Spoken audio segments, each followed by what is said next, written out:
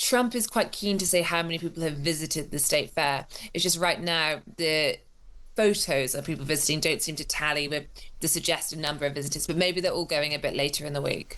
Now, every Tuesday, we head to the US to find out what's happening in Washington. Katy Balls is the Washington editor at the Times and Sunday Times and joins me now. Excuse me. Hello, Katy.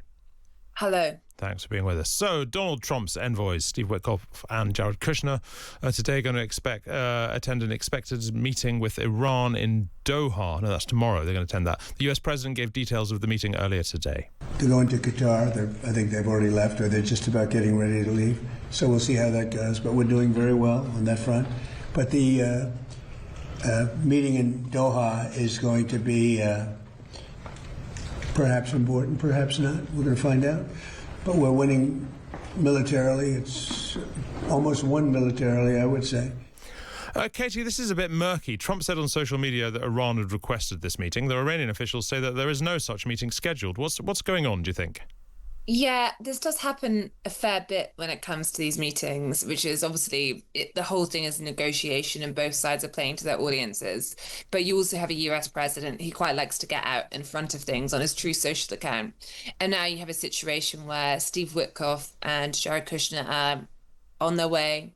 They're going to be in Qatar, and you have their ultimately the Iranians, but also the Qataris suggesting that there's not going to be a direct meeting between Witkoff and Kushner and the Iranians. Now, of course, things can change, but if that is the case, then it's a lower level meeting in terms of really what can be agreed than what Trump originally suggested on his True Social post. Yeah, sure. I mean, Trump does appear to be sort of optimistic nonetheless. Yeah, but he's often been optimistic if you think about the course of the war. It has become a bit of a running joke in DC the number of times he said a deal was nearly done, and then obviously it wasn't. Now, some would say, oh, this is because he wanted to rally the markets. I was just pointing to the fact that negotiations are really complicated, particularly when you're dealing with an Iranian regime that is quite broken up, has very different groups saying different things. But it means that when it comes to working out what's going on in the Iran war, you can't go on just one country's account because there's too many players here. Sure. Look, as I'm sure you know, Keir Starmer set out his plans for UK's defence spending earlier this morning. Donald Trump has a target for NATO members to spend 5% of GDP on defence by 2035, but the plans today are only going to take spending on defence and national security to 4.2% of GDP. How do you reckon Trump is going to respond? Will that be enough for him, or is there a big punch coming? I mean, I think it depends a bit on his mood. Obviously, we have the NATO summit coming up next month, nearly in July, and Donald Trump is going. He said that one of the only reasons he is going is because it's being hosted by Erdogan in Turkey, and that speaks to not just his admiration for the Turkish leader, but the fact that he doesn't have much love at the moment for many NATO leaders. He thinks that the UK, along with others, let him down over the Iran war, and therefore there is potential where he thinks he has some scores to settle when he turns up there. And of course, the level of funding is an obvious place to start. Is something that the US and Trump particularly, but is a general US gripe, is that NATO countries often haven't been paying their way. They've been leaning too heavily on America. So Keir Starmer coming up with a figure which means they get close-ish to 5% when it comes to the target.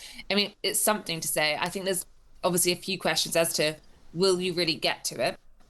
And also, what does Andy Burnham do? Because you have a slightly surreal situation where we're expecting Keir Starmer to be at the NATO summit, but he will be a prime minister really in name only, because you have a new prime minister about to come in. He might have different ideas about what they want to do.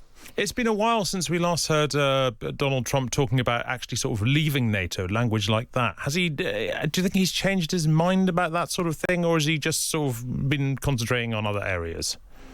Well, I think there's a question as to how serious he has been about leaving NATO. We know it's something that, going back to the first term, he's spoken about. We know that he was asked about it after he was annoyed with NATO allies.